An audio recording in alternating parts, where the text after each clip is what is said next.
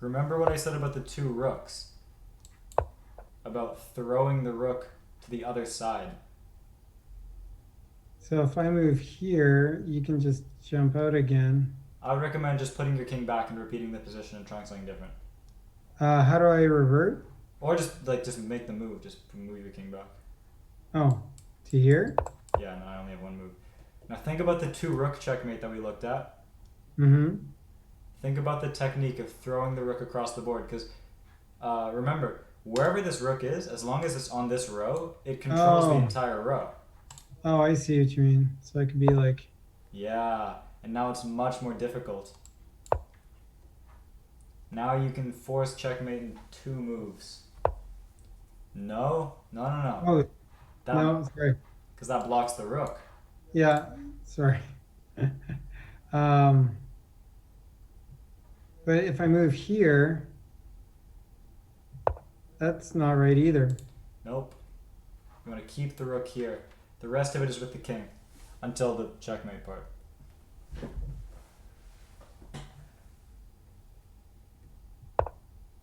Nice. Now you've got checkmate on the next move no matter what. And now if I move here, That's checkmate. huh? It's checkmate because this is what we call opposition, okay? So we're not going to go over any of this today, but the opposition is a very important thing to recognize. So if the kings are directly in front of each other and an odd number of squares away, that sounds confusing, but it's just like one square, you can see it. If the kings look like this, they're staring at each other. This is what we call king opposition. And the Hmm. reason this is so important is that it's a geometrical standoff because both kings are guarding the forward squares. So neither Mm-hmm. king can move in this direction. They can't move forward. They can only move sideways. Mm-hmm. Now, this is what leads to the checkmate, right? Because the rook controls this, king controls that. So let's go over how to do this. Not a better way. I'm gonna call this a traditional way because the way you did it is fascinating. You went like the same way, kind of as the queen, and you shoved me in a corner like this. Like you used the rook to box like this, Mm-hmm. boxing like this, and I really like that. I think it's really cool. But I think this way is easier. Now, with the rook, you don't have to box off two different dimensions like this. You can actually only box off one side at a time. So if I'm Mm-hmm. playing myself here, we go here, and I want you to think about it like this. Look at how many rows the king has left. So don't count the box anymore, count the rows.